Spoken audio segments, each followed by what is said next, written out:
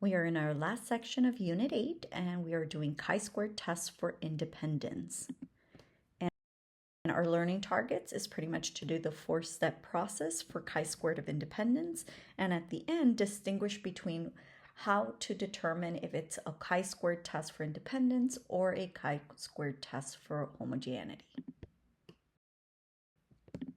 So with a chi-squared test for independence, it's a significance test of the null hypothesis that there is no association between two categorical variables in the population of interest. So the test for independence, you have one sample, and what you want to know if the two categorical variables are related. So are they associated within that single group? So here it says, are people who are prone to sudden anger more likely to develop heart disease?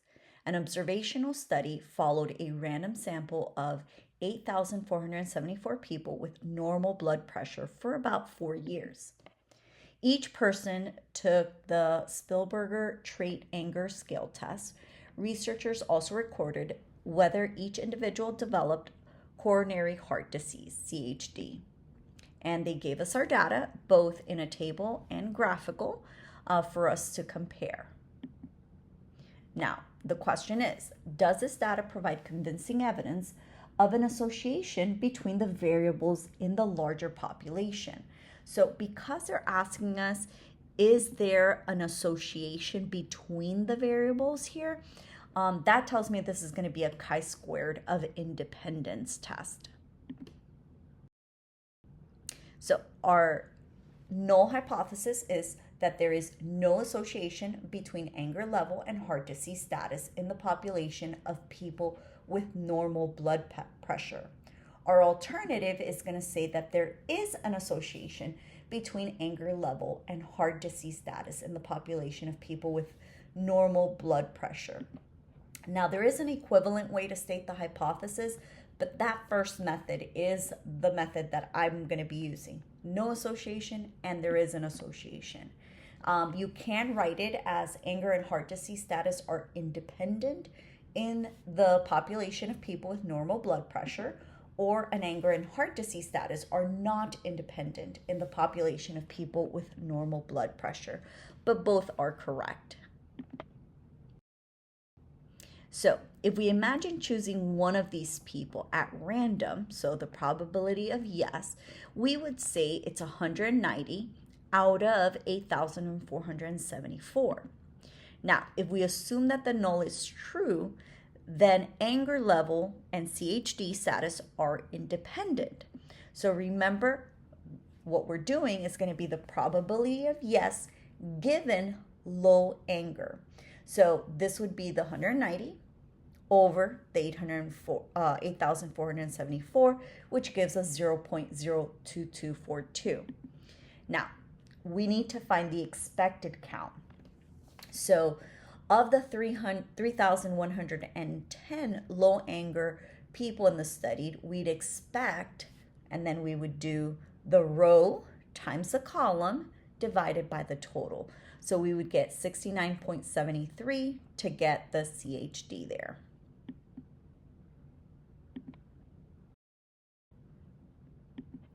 Now, again, the expected count is just like the previous test. It's row times the column divided by the total on the table. So here's the expected count. Please notice that they do label expected count. So this is our observed value, and this is our expected count now. We are still going to have to check our conditions. So random, 10%, large counts. Remember that you cannot just say all expected counts are at least 5. You do need to show the table and label that table that is the expected count and refer back to it. The chi-squared test for statistic is still the same way. It's the sum of the observed count minus the expected squared divided by expected count. Now the degrees of freedom is the number of rows minus 1 times the number of columns minus 1, just like that previous test that we did last time. Now, the formula for the chi-square test for statistic is included on the formula sheet that's provided on both sections of the AP exam, so you don't have to memorize it, okay? That is given to you. Now, remember to get the expected count, row times the column, all over the table total. So let's look at this problem. In chapter 1, you read about a random sample of winter visitors to Yellowstone National Park. Each of the 1,526 visitors in the sample was asked 2 questions. Do you belong to an environmental club, like the Sierra Club? What is your experience with a snowmobile, own, rent, or never use? The two-way table summarizes the results, so they give us the data. And does this data provide convincing evidence of an association between environmental club status and the type of snowmobile use in the population of winter visitors to Yellowstone National Park?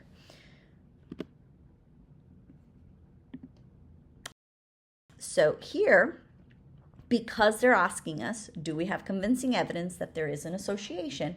That tells me that I will be doing a chi-squared test for independence. So we're going to go ahead and do the 4-step process. Our state is that there is no association between environmental club status and the type of snowmobile used in the population of winter visitors to Yellowstone National Park. And the alternative is that there is an association between the environmental club status and the type of snowmobile use in the population of winter visitors to Yellowstone National Park. Our alpha level, we're going to state is 0.05 because they did not give it to us. Then we're going to go ahead and go to our plan section. Remember, you do need to give me the inference method. If you don't give me that, not good. You have to give me the inference method always. So this is a chi-square test for independence. So from there, we're going to go ahead and check the random. So we're going to do random sample of 1,526 winter visitors to Yellowstone. Okay, so it is random, perfect. Our 10% condition, it is reasonable to assume that there is 1,526 times 10% of all winter visitors. Remember, the 1,526 has to be less than 10% of all winter visitors to Yellowstone, so that's good. And then the large count, we are going to state that all expected counts are at least 5, and we're going to show the table. Okay, so when we show the table, we can actually write see table below. And here is our table. And we did all the expected counts and we put them there. Remember, the expected count is the row times the column divided by the total of the table. Then we're going to move on to doing our do portion, which is our chi-squared test statistic. And we're going to put the first 2 and the last. I know here they didn't put it, but I do want you to put the last one as well. So I do want you to put the 16 minus that expected squared divided by the expected. And we can do it on the calculator, which we'll show you how to do later. But we do get chi-squared to be 116.6. We're going to use our calculator, our TI Nspire, to then do the chi-squared test. And that p-value, remember, the same way with a two-way table, we're going to do the same thing. So our p-value here, if you notice, is 4.82 times 10 to the negative 26. You'll probably see an E on your calculator. That tells me that that negative 26 means I have to move the decimal 26 times to the left. So it's a very, very, very, very small number, very, very close to 0. So in our conclude, because the p-value of approximately 0, because I'm not going to rate the 26 zeros, so I'm just going to say it's approximately 0, is less than our alpha is 0.05, we reject the null. We have convincing evidence of an association between the environmental club status and the type of snowmobile use in the population of winter visitors to Yellowstone National Park. So when the p-value is very small, the calculator will report it using significant notations. You're going to see an E there.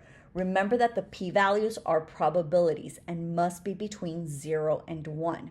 If your calculator reports the p-value with a number that appears to be greater than 1 or a negative, okay, well, actually, greater than 1, look to the right and you'll see that the p-value is being expressed in a significant notation. If you claim that the p-value is 4.82, you will certainly lose credit there because it is a very small number. And of course, the p-values can never be negative. No, so when we're using the chi-square test wisely, we're learning 3 different types of chi-square. So these last 2 that we were looking at, they are very similar. Because remember, we looked at them, they're kind of they look very, very close together. So what we're gonna do, the best way to distinguish these 2 tests is to consider how the data were produced. So if the data come from 2 or more independent random samples or treatment groups in the randomized experiment, then do a chi-square test for homogeneity. If the data comes from a single random sample with the individuals classified according to 2 categorical variables, then we're going to use a chi-squared for independence. So kind of putting that all together, this is how I think about it. A chi-square test for homogeneity is comparing groups. So you want to see if the different populations or groups have the same distribution of categorical variable. So an example, do men and women, 2 groups, you see that, have the same preference for 3 different types of coffee? Versus in a chi-square test for independence, you're checking for relationship. So you want to see if 2 categorical variables are related with 1 population. So an example of this is a single group of people. Is there a relationship between their favorite coffee type and whether they drink coffee daily? So let's look at this one and let's see if we can determine which chi-square test is being used on this one. Are men and women equally likely to suffer lingering fear from watching scary movies as children?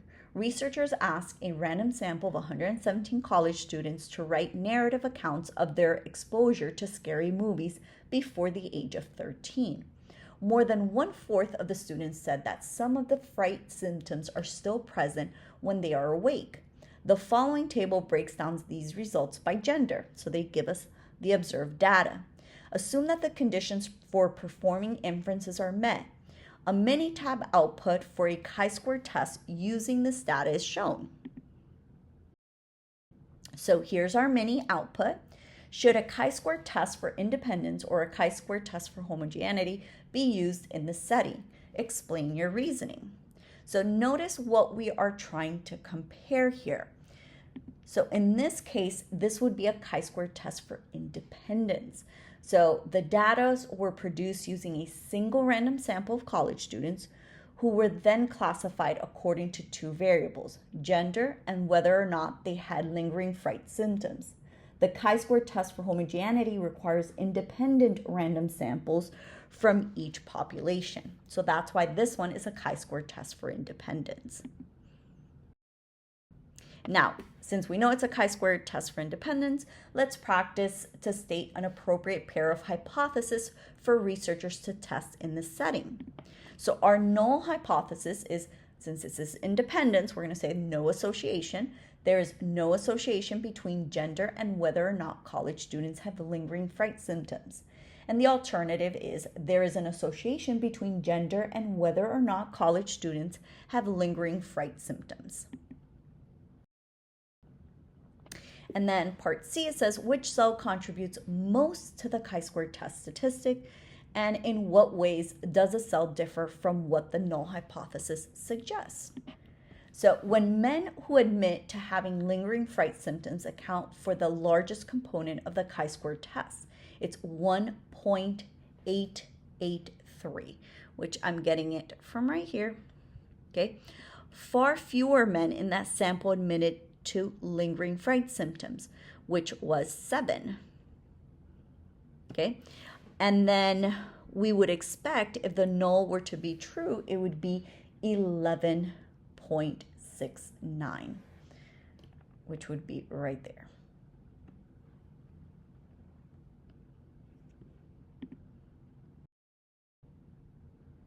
And then part D, it says interpret the p-value.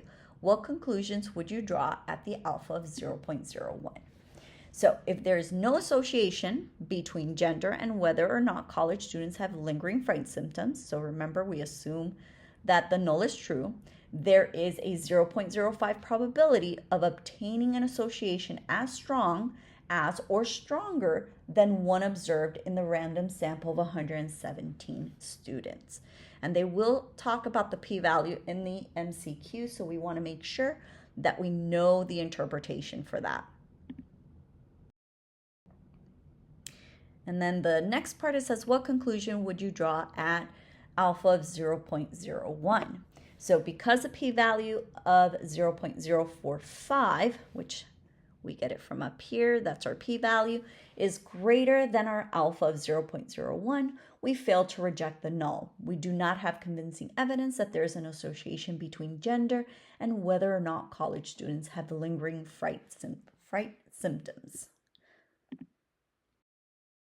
Okay, so many students lose credit on the AP statistics exam because they reverse the null and alternative hypothesis in a test about the relationship between two categorical variables. Remember that the null hypothesis is the dull hypothesis, okay? So there is no association between the two variables. And you can use your calculator, remember, to carry out the mechanics of a significance test on the AP statistics exam. But remember, there is a risk involved.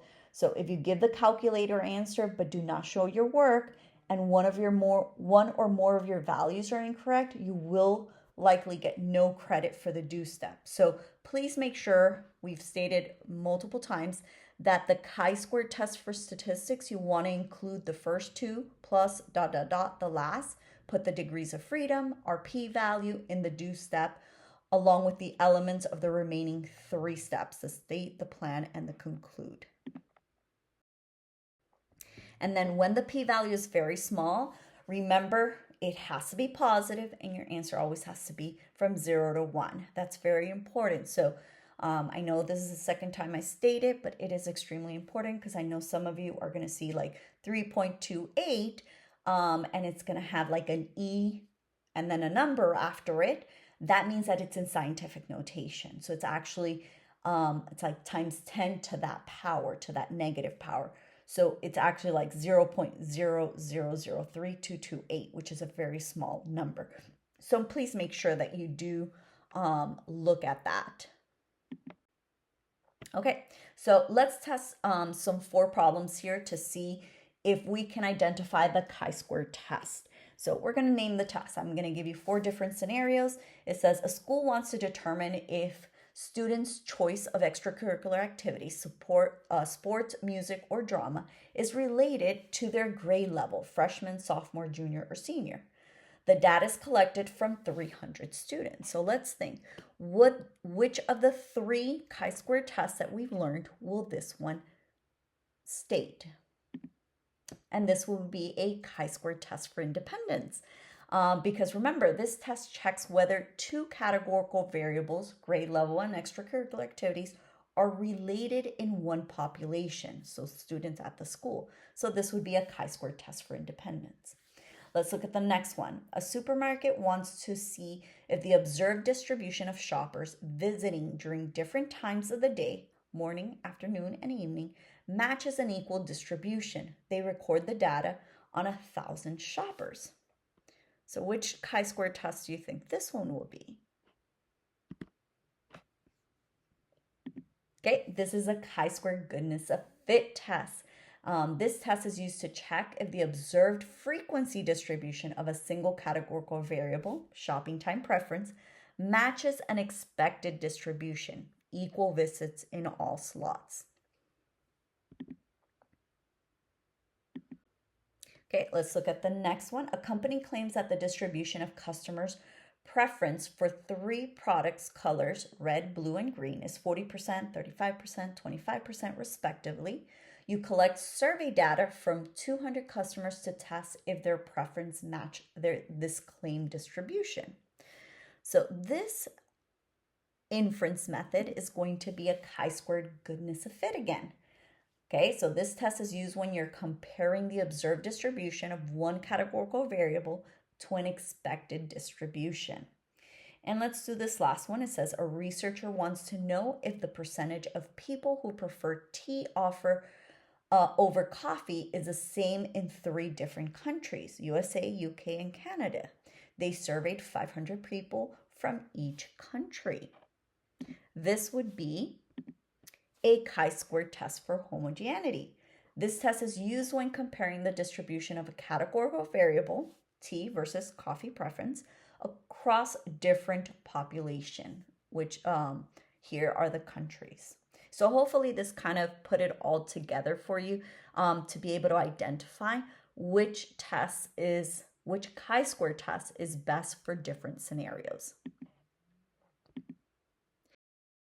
And that is all our learning targets for Unit 8. We are done with Unit 8 and we will be moving on to Unit 9, our last unit.